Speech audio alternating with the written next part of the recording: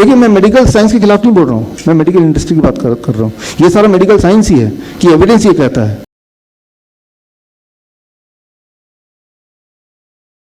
पहले तो ये समझ लेते हैं कि हार्ट अटैक क्या होता है, राइट, और कार्डियक अरेस्ट क्या होता है।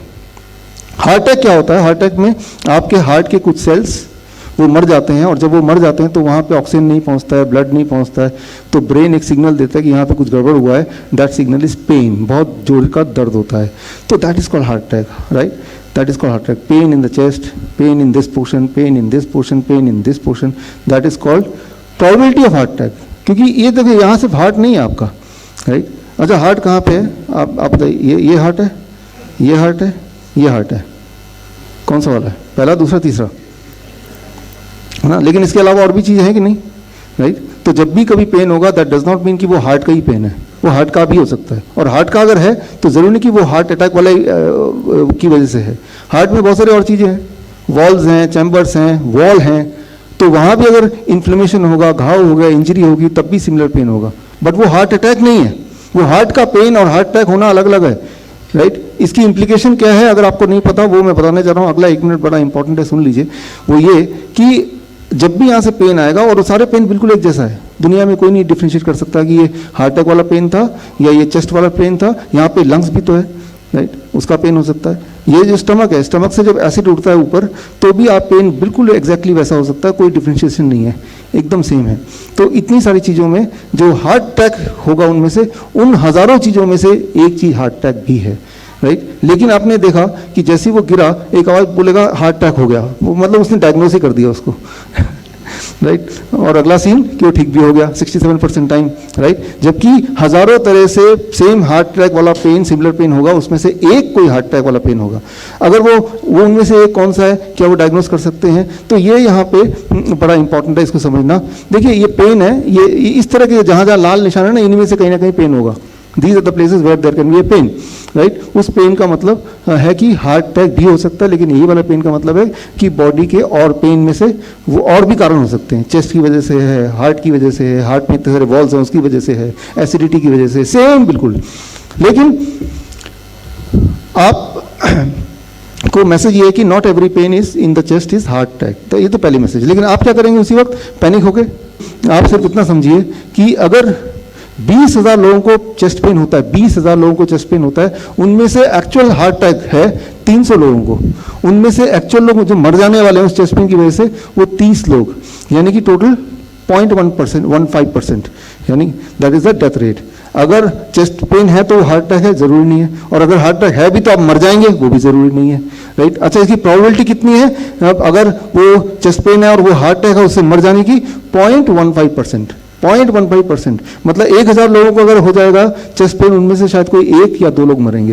एंड 1 या 2 लोग 1,000 में से मरना, ये मेडिकल साइंस में बहुत ही कम मोर्टेलिटी माना जाता है, बहुत ही कम, मिनिमम माना जाता है। फ्लू जो होता है, सीजनल फ्लू, हर साल जो होता है सर्दी जुकाम, उसमें भी 0.1% ही मोर्टेलिटी रेट होता है। इन्फ्लुएंजा का मोर्टेलिटी रेट जो है, तो 0.1% mortality rate is a very small mortality, not a very big thing, right. तो क्या चेस्ट पेन की वजह से हमें पैनिक करना चाहिए, राइट। अच्छा ये बताइए, डायरिया का कितना मोर्टेलिटी रेट है भारत में? डायरिया का मोर्टेलिटी रेट है 15%, राइट। ये मिनिस्ट्री का है, राइट। लेकिन जितनी बार आपको डायरिया होता है कि आप डर जाते हैं, पैनिक करते हैं, बाप रे बाप डायरिया हो गया, मरने वालों सीधा हॉस्पिटल ले जाओ, होता है क्या? नहीं होता, क्योंकि बॉलीवुड में नहीं दिखाया ऐसा कोई सीन, राइट।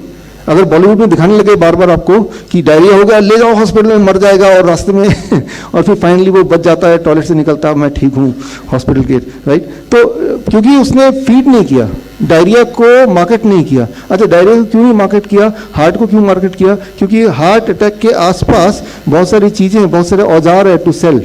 डायरिया में आपको बेचेंगे क्या, राइट? कोई गोली बेच देंगे, कितना पैसा कमा लेंगे? जबकि हार्ट अटैक में there is lot of products which can be sold at many lakh, और आप उस चक्कर में आप एक अच्छा खासा एक कस्टमर बन सकते हैं जीवन भर के लिए, राइट। तो जो मार्केटिंग किया गया, दैट इज मतलब जो ग्लैमराइज किया गया, वो हार्ट अटैक को ग्लैमराइज किया गया, डायरिया को नहीं। देखिए मैं मेडिकल साइंस के खिलाफ नहीं बोल रहा हूँ, मैं मेडिकल इंडस्ट्री की बात कर रहा हूँ। ये सारा मेडिकल साइंस ही है कि एविडेंस ये कहता है, लेकिन उस एविडेंस में से कौन सा वाली चीज को कितना हाईलाइट करना है, that becomes a medical industry, right. तो मेडिकल साइंस जब भी कोई गाइडलाइन देता है तो वो लेवल ए, लेवल बी और लेवल सी एविडेंस देता है। 3 तरह के एविडेंस देता है। लेवल ए एविडेंस मतलब बहुत जबरदस्त एविडेंस है, evidence is very clearly in favour of the patient. Level B मतलब एविडेंस जो है वो कुछ खास फेवर में नहीं है। एविडेंस सी कि इस वाले थेरेपी से क्या फायदा क्या नुकसान होगा ये एस्टैब्लिश नहीं किया जा सकता, नुकसान तो ज़्यादा हो सकता है ऐसा लग रहा है हमें, तो that is called uncertainty. Level C वाले एविडेंस में अनसर्टेन है कि पेशेंट का क्या होगा, कुछ खास नहीं पता चल रहा, लग रहा है कि पेशेंट के लिए ठीक नहीं है, ऐसा लिख के छोड़ देते हैं। आपको कौन सा चाहिए, लेवल ए वाला कि सबसे अच्छा वाला? तो लेवल ए वाला क्या है, उस वक्त जो आदमी गिरा और चेस्ट पेन था तो उसमें उसको वो वाला ट्रीटमेंट देना चाहिए जो लेवल ए वाला है। तो लेवल ए वाला ट्रीटमेंट क्या होगा वो हम समझने की कोशिश करते हैं कि मेडिकल साइंस में ही लेवल ए जो ट्रीटमेंट है वो क्या है, वो आप देखिए। देखिए 3 स्टेप प्रोटोकॉल का नाम दे सकते हैं इसको, नाम तो दे रहे हैं लेकिन ये कोई मेरा बनाया हुआ नहीं, जो मेडिकल एविडेंसेस है मैं आपके सामने ही रख रहा हूं उसको, राइट। तो पहले सबसे पहला स्टेप है 3 स्टेप का कि जैसे ही ऐसा कोई पेन हो, मेडिकल एविडेंस ये कहता है, ये मैं नहीं कर रहा हूं, मैं तो कह ही रहा हूं खैर, लेकिन मेडिकल एविडेंस ये कहता है जैसे ही चेस्ट पेन हो जिसमें सस्पिशन है कि ये हार्ट अटैक का पेन भी हो सकता है या कुछ और भी हो सकता है, ऐसा अगर लगे तो सबसे पहले 2 टैबलेट एस्पिरिन के लेने हैं, उसको क्रश करना है और उसको पानी के साथ निगल लेना है। That is the first thing, right. इसको करना है, इसमें उस इंसान के बचने के जो चांसेस हैं वो 20% बढ़ जाएंगे। तो इसको लेवल ए एविडेंस कहते हैं। ये लेवल ए की कैटेगरी मैंने नहीं दी है, ये ऑलरेडी मेडिकल साइंस में मैं तो आप तक पहुंचा रहा हूँ, ठीक है ना। तो ये हो गया पहला स्टेप कि जैसे ही आपने देखा वो चेस्ट पेन वाला है, पैनिक कर रहा है, तो सबसे पहले ये कर दिया। इसमें मोर्टेलिटी रेट के घटने के चांसेस कितने हुए, 20% घट गए। अब लेवल से स्टेप 2, स्टेप 2 ये है कि उसको पेन कम नहीं हो रहा, कि वो स्टेप 1 से ये है कि वो और ज़्यादा ब्लॉकेज बढ़ेगा नहीं, लेकिन पेन की इंटेंसिटी अभी मेंटेन्ड है। तो ऐसे में पेन जो बर्दाश्त नहीं हो रहा, ग्लिसरल नाइट्रेट का स्प्रे आता है, राइट, वो स्प्रे खरीद सकते हैं दुकान से, और वो स्प्रे जीभ के नीचे, टंग के नीचे बहुत सारे ब्लड वेसल है जो पेट को बाईपास करके सीधे ब्लड में चले जाते हैं। यानी कि अगर वो स्प्रे की जो मेडिसिन है वो पेट में जाकर तो वो हजम हो जाएगा, राइट, लेकिन उसको ब्लड में भेजना है हमें।